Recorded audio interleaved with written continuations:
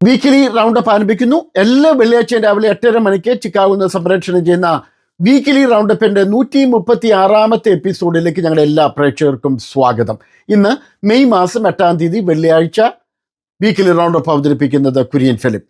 നിങ്ങൾ ഇതുവരെയും ഈ ചാനൽ സബ്സ്ക്രൈബ് ചെയ്തിട്ടില്ലെങ്കിൽ ദയവായി ചാനൽ സബ്സ്ക്രൈബ് ചെയ്ത് മറ്റുള്ളവരിലേക്ക് ഷെയർ ചെയ്ത് സഹകരിക്കണമെന്ന് വിനീതമായിട്ട് ഓർപ്പിക്കുന്നു. ഇന്നത്തെ പ്രധാന വാർത്തകളിലേക്ക് പോകുന്നതിന് മുമ്പായി പ്രസിദ്ധനായ ഒരു സാഹിത്യകാരൻ പറഞ്ഞ ഒരു വാചകത്തിൻ്റെ ചില ഭാഗങ്ങൾ നിങ്ങളുടെ മുമ്പിലേക്ക് കൊണ്ടുവരുന്നതിൽ എനിക്ക് സന്തോഷമുണ്ട്. അദ്ദേഹം ഇങ്ങനെ പറയുന്നു: കുഞ്ഞുങ്ങൾ ഇരുട്ടിനെ ഭയപ്പെടുന്നുണ്ടെങ്കിൽ അവരെ കുറ്റപ്പെടുത്തിയിട്ട് കാര്യമില്ല, അത് നമുക്ക് ക്ഷമിക്കാവുന്ന കാര്യമാണ്. എന്നാൽ ഒരു മുതിർന്ന വ്യക്തികൾ വെളിച്ചത്തെ ഭയപ്പെടുന്നുവെങ്കിൽ അത് നാം ഗൗരവത്തോടെ കരുതേണ്ടതാണ്, കാണേണ്ടതാണെന്ന് അദ്ദേഹം പറയുണ്ടായി. കുഞ്ഞുങ്ങൾ ഇരുട്ടിനെ ഭയപ്പെടുക സ്വാഭാവികമാണ്.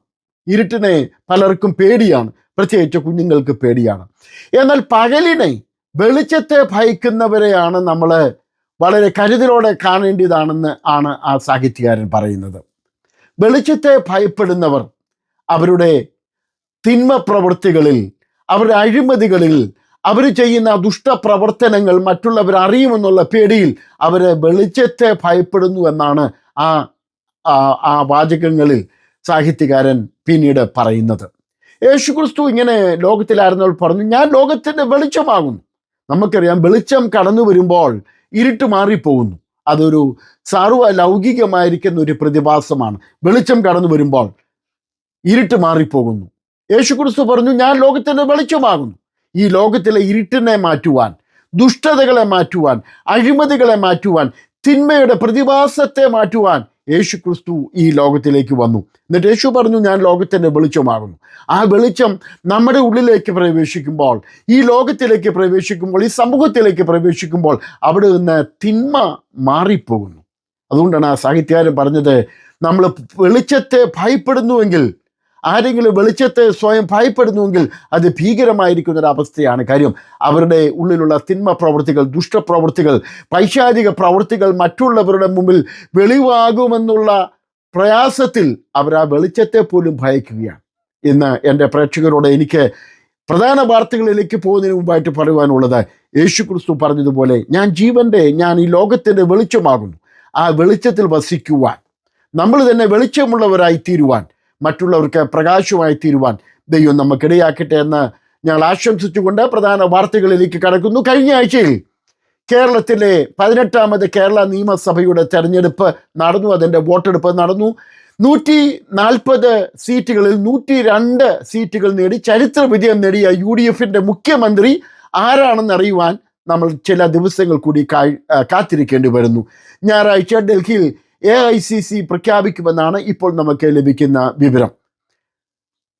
UDFിനെ വിജയത്തിലേക്ക് നയിച്ച പ്രതിപക്ഷ നേതാവ് ശ്രീ VD സതീശൻ, വളരെ സീനിയർ ആയിരിക്കുന്ന കോൺഗ്രസ് നേതാവ് ശ്രീ രമേശ് ചെന്നിത്തല, അതുപോലെ തന്നെ AICCയുടെ ജനറൽ സെക്രട്ടറി KC വേണുഗോപാൽ എന്നിവരൊക്കെ മുഖ്യമന്ത്രിയാകുന്നതിന് വേണ്ടിയിട്ടുള്ള തയ്യാറെടുപ്പിലാണ്. അതിനുള്ള പ്രവർത്തനങ്ങൾ അവരെല്ലാം അവരുടെ ഗ്രൂപ്പുകൾ ചെയ്തുകൊണ്ടിരിക്കുന്നു. ഏതായാലും നമുക്ക് ഞായറാഴ്ച വരെ കാത്തിരിക്കാം. കേരളത്തെ ഇനി മുന്നോട്ട് നയിക്കുന്നത് ആരാണെന്നുള്ളതിന് പ്രത്യേകതയുണ്ട്. അത് ഞായറാഴ്ച വരെ നമ്മൾ കാത്തിരിക്കേണ്ടി വരുന്നു. മലപ്പുറം ജില്ലയിൽ തവനൂരിൽ നിന്ന് ശ്രീ VS ജോയി 15,000-ഓളം വോട്ടുകളുടെ ഭൂരിപക്ഷത്തിലാണ് അദ്ദേഹം ജയിച്ചത്. അദ്ദേഹത്തിൻ്റെ ജയത്തിനൊരു പ്രത്യേകതയുണ്ട്. അദ്ദേഹം മത്സരിച്ച തവനൂരിൽ 98-99% മുസ്ലിം ജനത താമസിക്കുന്ന സ്ഥലത്ത് വെറും 100-ൽ താഴെ മാത്രമുള്ള ക്രൈസ്തവർ, പ്രത്യേകിച്ച് പെന്തക്കോസ്ത് വിഭാഗങ്ങളുള്ളിടത്താണ് ഒരു പെന്തക്കോസ്ത് സഭാ വിശ്വാസി എന്ന് അറിയപ്പെടുന്ന VS ജോയി മത്സരത്തിൽ നിന്ന് 15,000-ഓളം വോട്ടുകൾക്ക് അദ്ദേഹം ഭൂരിപക്ഷത്തോടെ ജയിച്ചത്. ഇതാണ് റിയൽ കേരള സ്റ്റോറി എന്ന് മുസ്ലിം ലീഗിൻ്റെ പ്രമുഖ നേതാവ് ശ്രീ കുഞ്ഞാലിക്കുട്ടി പിന്നീട് പറയുണ്ടായി. ജാതി നോക്കാതെ, മതം നോക്കാതെ, സമുദായം നോക്കാതെ ജനാധിപത്യത്തിന് വേണ്ടിയിട്ട്, മതേതരത്വത്തിന് വേണ്ടിയിട്ടുള്ള വോട്ടെടുപ്പാണ് അവിടെ നടന്നതെന്ന് ശ്രീ കുഞ്ഞാലിക്കുട്ടി ചൂണ്ടിക്കാട്ടുകയുണ്ടായി. കേരളത്തിൽ മാത്രമല്ല, ഇന്ത്യ മുഴുവനും ഇതുപോലെ മതേതരത്വത്തിന് അനുകൂലമായി, വർഗീയതയ്ക്കെതിരായി, ജനാധിപത്യത്തിന് അനുകൂലമായിരിക്കുന്ന തെരഞ്ഞെടുപ്പ് ഫലങ്ങൾ നമുക്ക് ഭാവിയിലും ഉണ്ടാകട്ടെ എന്ന് നമുക്ക് പ്രാർത്ഥിക്കാം. പ്രമുഖ എഴുത്തുകാരനും പ്രാസംഗികനും നോവലിസ്റ്റുമായിരുന്ന ഡോക്ടർ ഏഴംകുളം സാംകുട്ടി 77 വയസ്സ് കഴിഞ്ഞ ദിവസം ലൂസിയാനയിൽ വെച്ച് നിര്യാതനായി. ശവസംസ്കാരം മെയ് മാസം 16 ശനിയാഴ്ച ഹൂസ്റ്റൺ IPC സഭയിൽ നടക്കും. പാളം തെറ്റിയ തീവണ്ടി എന്ന പ്രസിദ്ധമായ നോവൽ ഉൾപ്പെടെ നിരവധി പുസ്തകങ്ങൾ രചിച്ചിട്ടുള്ള അദ്ദേഹം മലയാള മനോരമയുടെ സൺഡേ സപ്ലിമെന്റിൽ സ്ഥിരമായി എഴുതുന്ന ഒരു വ്യക്തിയായിരുന്നു. അദ്ദേഹത്തിൻ്റെ ഭാര്യ ഡോക്ടർ പുഷ്പ സാംകുട്ടി, മക്കൾ രഞ്ജിത്ത്, ബിന്ദു. PC നാക്കിൻ്റെ സ്ഥിരം പ്രാസംഗികനായിരുന്നു ഡോക്ടർ ഏഴംകുളം സാംകുട്ടി. PC നാക്കിൻ്റെ national convener pastor Jory K Stephenson അദ്ദേഹത്തിൻ്റെ നിര്യാണത്തിൽ ദുഃഖവും പ്രത്യാശയും രേഖപ്പെടുത്തി. 40ാമത് PC നാക്ക് കോൺഫറൻസ് അതിൻ്റെ ഒരുക്കങ്ങൾ അന്തിമഘട്ടത്തിലാണെന്ന് നാഷണൽ ഭാരവാഹികളും ലോക്കൽ ഭാരവാഹികളും ഷിക്കാഗോയിൽ ഒരു വാർത്താ സമ്മേളനത്തിൽ അറിയിച്ചു. ജൂലൈ മാസം 2 മുതൽ 5 വരെയാണ് ചിക്കാഗോയ്ക്ക് അടുത്തുള്ള ഷാംബർഗ് കൺവെൻഷൻ സെന്ററിൽ വെച്ച് PC നാക്ക് കോൺഫറൻസ് നടക്കുന്നത്. ലോകത്തിൻ്റെ വിവിധ ഭാഗങ്ങളിൽ നിന്നായി അനേക വിശ്വാസികൾ ഈ സമ്മേളനത്തിൽ പങ്കെടുക്കും. 5000-ത്തിലധികം പേർക്കുള്ള ക്രമീകരണങ്ങളാണ് ചെയ്തിരിക്കുന്ന വാർത്താ സമ്മേളനത്തിൽ ഭാരവാഹികൾ അറിയിച്ചു. ലോക പ്രശസ്ത പ്രാസംഗികരാണ് ഈ സമ്മേളനത്തിൽ പങ്കെടുത്ത് ദൈവവചനം സംസാരിക്കുന്നത്. താല്പര്യപ്പെടുന്നവർക്ക് ഈ മീറ്റിങ്ങിൽ പങ്കെടുക്കുവാൻ താല്പര്യപ്പെടുന്നവർക്ക് PCNAC.chicago.org എന്ന വെബ്സൈറ്റിൽ കയറി ഇപ്പോഴും രജിസ്റ്റർ സാധിക്കുമെന്നും ഭാരവാഹികൾ അറിയിച്ചു.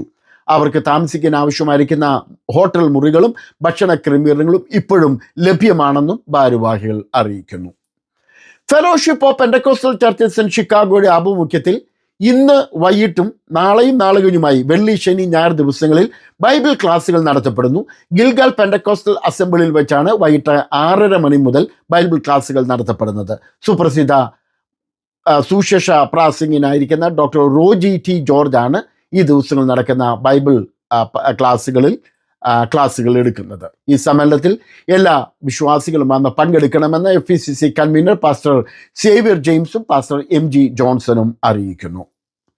ഷേർലി ചിക്കാഗോ രചിച്ച് ലാലു പാമ്പാടി സംഗീതം നൽകിയ മനോഹരമായ ഗാനം ഏഞ്ചൽ ഓഫ് ഹോപ്പ് എന്ന ആൽബം പുറത്തിറങ്ങി. വരികൾക്ക് ശബ്ദം നൽകിയിരിക്കുന്നത് രാജ്കുമാർ രാധാകൃഷ്ണനാണ്. Orchestra Sandeep R. യേശുക്രിസ്തുവിൻ്റെ മടങ്ങി വരവിനെ നോക്കി കാത്തിരിക്കുന്ന വിശ്വാസികളുടെ പ്രത്യാശയുടെ വരികളാണ് ഈ ഗാനങ്ങളിൽ ഉൾപ്പെടുത്തിയിരിക്കുന്നത്. ഭക്തരുടെ ഹൃദയ വാഞ്ച ഗാനങ്ങളിലൂടെ അവതരിപ്പിക്കുകയാണ് സിസ്റ്റർ ഷേർലി ചിക്കാഗോ. FECCയുടെ ആഭിമുഖ്യത്തിൽ pastors and spouse meeting May മാസം 5 ഡോക്ടർ വില്ലി എബ്രഹാമിൻ്റെ ഭവനത്തിൽ നടന്നു. പാസ്റ്റർ സേവ്യർ ജെയിംസ് നേതൃത്വം നൽകി. പാസ്റ്റർ ബാബു കുമ്പഴ മുഖ്യമായി ദൈവവചനം സംസാരിച്ചു. FECCയുടെ മാസ് യോഗം മെയ് മാസം 16 ശനിയാഴ്ച വൈകിട്ട് 6:30 മണി മുതൽ കനോഷയിലുള്ള ഷാരോൺ ഫെലോഷിപ്പ് ചർച്ചിൽ വെച്ച് നടക്കുമെന്ന് ഭാരവാഹികൾ അറിയിക്കുന്നു.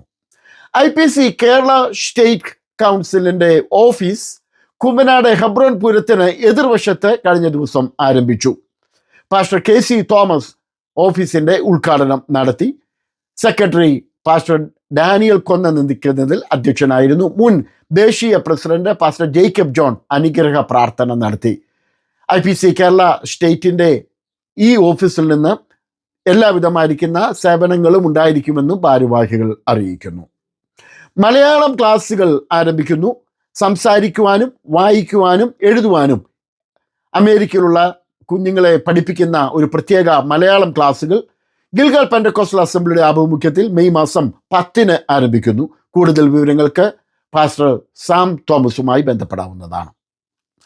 ഈലോസ് പെന്തക്കോസ്റ്റൽ ചർച്ചിൻ്റെ ആഭിമുഖ്യത്തിൽ ഈലോസ് ഫുൾ ഗോസ്പൽ ചർച്ചിൻ്റെ ആഭിമുഖ്യത്തിലുള്ള VBS ജൂൺ മാസം 10 മുതൽ 13 വരെ നടക്കുമെന്ന് ഭാരവാഹികൾ അറിയിക്കുന്നു.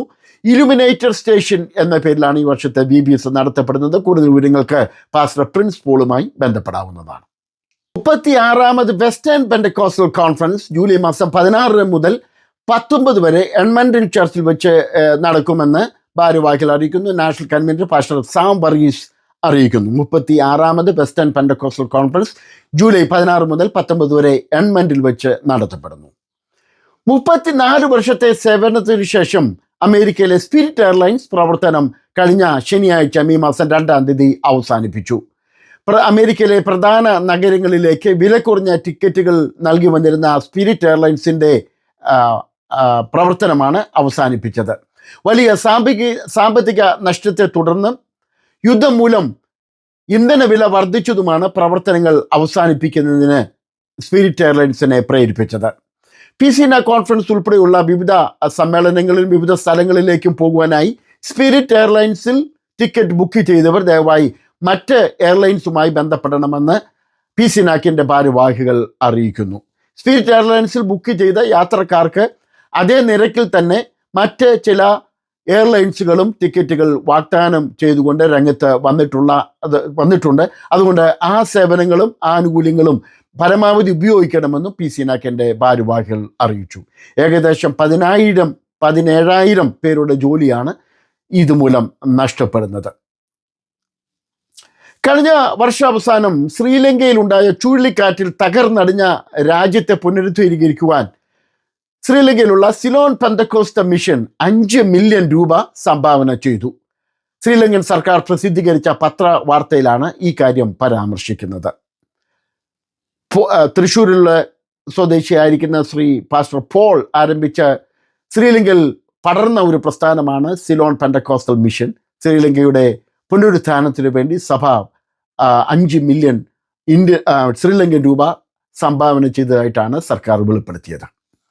തിരുവല്ല ബിലീവേഴ്സ് ഹോസ്പിറ്റലിൽ റോബോട്ടിക് സർജറി തിയേറ്റർ കഴിഞ്ഞ ദിവസം ഉദ്ഘാടനം ചെയ്തു. അത്യന്താധുനിക ചികിത്സാ സൗകര്യങ്ങൾ സാധാരണക്കാർക്കും കേരളത്തിൽ ലഭ്യമാക്കാൻ ഉദ്ദേശിച്ചാണ് ഈ തിയേറ്റർ ആരംഭിക്കുന്നതെന്ന് സഭയുടെ പരമാധ്യക്ഷൻ പറഞ്ഞു. ന്യൂയോർക്ക് സിറ്റിയുടെ മുൻ മേയർ ശ്രീ റൂഡി ജൂലിയാനി ഗുരുതരാവസ്ഥയിൽ ആശുപത്രിയിൽ പ്രവേശിക്കപ്പെട്ടതായി വാർത്താ മാധ്യമങ്ങൾ അറിയിക്കുന്നു. 1994 മുതൽ 2001 വരെയാണ് അദ്ദേഹം ന്യൂയോർക്കിൽ മേയറായി സേവനം അനുഷ്ഠിച്ചത്. അമേരിക്കൻ രാഷ്ട്രീയത്തിൽ വളരെ ശ്രദ്ധേയനാണ് അദ്ദേഹം. അദ്ദേഹത്തിൻ്റെ ഇതിനുവേണ്ടി പ്രാർത്ഥിക്കണമെന്ന് കുടുംബാംഗങ്ങളുടെ പ്രത്യേക പത്രക്കുറിപ്പിലും പറയുന്നു. CNN സ്ഥാപകൻ ടെഡ് ടേണർ അന്തരിച്ചു. ലോകത്തിലെ ആദ്യമായിട്ട് 24 മണിക്കൂറും പ്രേക്ഷകർക്ക് വാർത്തകൾ നൽകിക്കൊണ്ട് ആരംഭിച്ച പ്രവർത്തനമാണ് CNN. 1980 CNN ആരംഭിക്കുന്നത്. അതിൻ്റെ സ്ഥാപക പ്രസിഡന്റും CEOയുമായിരുന്ന ടെഡ് ടേണർ കഴിഞ്ഞ ദിവസം ഫ്ലോറിഡയിൽ വെച്ച് നിര്യാതനായി.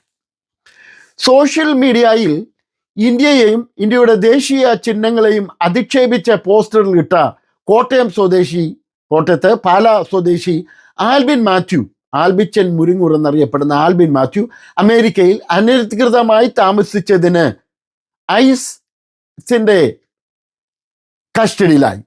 ഫെബ്രുവരി 29 അദ്ദേഹത്തെ അമേരിക്കൻ പോലീസ് അറസ്റ്റ് ചെയ്ത് കസ്റ്റഡിയിലാക്കിയിരിക്കുന്നത്. വിചാരണകൾക്ക് ശേഷം ഇന്ത്യയിലേക്ക് നാടുകടത്തുമെന്നാണ് അറിയപ്പെടുന്നത്. ഇന്ത്യയുടെ വിവിധ പ്രവർത്തനങ്ങളെയും അതിരൂക്ഷമായി വിമർശിക്കുകയും സോഷ്യലിൽ പോസ്റ്റ് ഇടുകയും ചെയ്തത് ശ്രദ്ധയിൽപ്പെട്ടതിനെ തുടർന്ന് അനേകർ ഈ കാര്യം ഗവൺമെൻറ്റിനെയും അറിയിച്ചതായിട്ടും റിപ്പോർട്ടുകളുണ്ട്. ചിക്കാഗോയിൽ ആന്ധ്ര സ്വദേശിയായ യുവാവ് ആത്മഹത്യ ചെയ്തു. ചിക്കാഗോയിലെ പ്രസിദ്ധ യൂണിവേഴ്സിറ്റിയായ DePaul യൂണിവേഴ്സിറ്റിയിൽ നിന്ന് ചില നാളുകൾക്ക് മുമ്പ് മാസ്റ്റേഴ്സ് പഠനം പൂർത്തിയാക്കി ജോലി അന്വേഷിച്ചു കൊണ്ടിരുന്ന ആന്ധ്ര സ്വദേശിയായ 26-കാരൻ ഇറഗാനോ ബോയ്സ് ചന്തുവാണ് ആത്മഹത്യ ചെയ്തത്. ജോലി ലഭിക്കുന്നതിലുണ്ടായ തടസ്സം മൂലമുണ്ടായ നിരാശ കൊണ്ടാണ് അദ്ദേഹം ആത്മഹത്യ ചെയ്തതെന്ന് കുടുംബ വൃത്തങ്ങൾ പറഞ്ഞു. അദ്ദേഹത്തിൻ്റെ കുടുംബത്തിൻ്റെ സാമ്പത്തിക ബുദ്ധിമുട്ടിൽ അദ്ദേഹം വളരെ വിഷണ്ണനായിരുന്നുവെന്നും വാർത്തകൾ പറയുന്നുണ്ട്. അദ്ദേഹത്തിൻ്റെ ശവസംസ്കാരം ആന്ധ്രയിൽ വെച്ച് നടത്തുവാനുള്ള ക്രമീകരണങ്ങൾ ചെയ്തുകൊണ്ടിരിക്കുന്നു. ഹൂസ്റ്റണിൽ രഞ്ജൻ വർഗീസ് 53 വയസ്സ് ഒരു അപകടത്തെ തുടർന്ന് കഴിഞ്ഞ ദിവസം നിത്യത്തിലേക്ക് പ്രവേശിച്ചു. അദ്ദേഹത്തിൻ്റെ ശവസംസ്കാരം ഹ്യൂസ്റ്റൺ ക്രിസ്ത്യൻ അസംബ്ലിയുടെ ആഭിമുഖ്യത്തിൽ ഞായർ തിങ്കൾ ദിവസങ്ങളിൽ നടക്കും. ചെങ്ങന്നൂർ സ്വദേശിയാണ്. അമേരിക്കയിലെ പ്രസിദ്ധ ക്രൈസ്തവ ടെലിവിഷൻ ആയ ഡേ സ്റ്റാറിൻ്റെ സഹസ്ഥാപകയായ സിസ്റ്റർ ജോണി ലാംബ് 65 വയസ്സ് കഴിഞ്ഞ ദിവസം അന്തരിച്ചു. ലോകത്തെ വളരെയേറെ സ്വാധീനിച്ച ഒരു ക്രൈസ്തവ മാധ്യമ പ്രവർത്തകയായിരുന്നു കഴിഞ്ഞ ദിവസം നിത്യത്തിലേക്ക് പ്രവേശിച്ച ജോണി ലാംബ്. ഇതോടെ ഇന്നത്തെ വീക്കിലി റൗണ്ടപ്പ് ഇവിടെ അവസാനിപ്പിക്കുന്നു. കഴിഞ്ഞ ദിവസങ്ങളിൽ ഞങ്ങളോട് സഹകരിച്ച എല്ലാവരോടുള്ള നന്ദി ഞങ്ങൾ ഈ രേഖപ്പെടുത്തുന്നതോടൊപ്പം അടുത്ത വെള്ളിയാഴ്ച നമുക്ക് വീണ്ടും കാണാം എന്നുള്ള പ്രത്യാശയോടെ അതുവരെ ദൈവത്തിൻ്റെ എല്ലാ അനുഗ്രഹങ്ങളും ഞങ്ങളുടെ എല്ലാ പ്രേക്ഷകർക്കും ഉണ്ടാകട്ടെ എന്ന പ്രാർത്ഥനയോടെ ഇന്നത്തെ വീക്കിലി റൗണ്ട് അപ്പ് ഇവിടെ അവസാനിപ്പിക്കുന്നു. ദൈവം നമ്മളെ സഹായിക്കട്ടെ. God bless you. Thank you.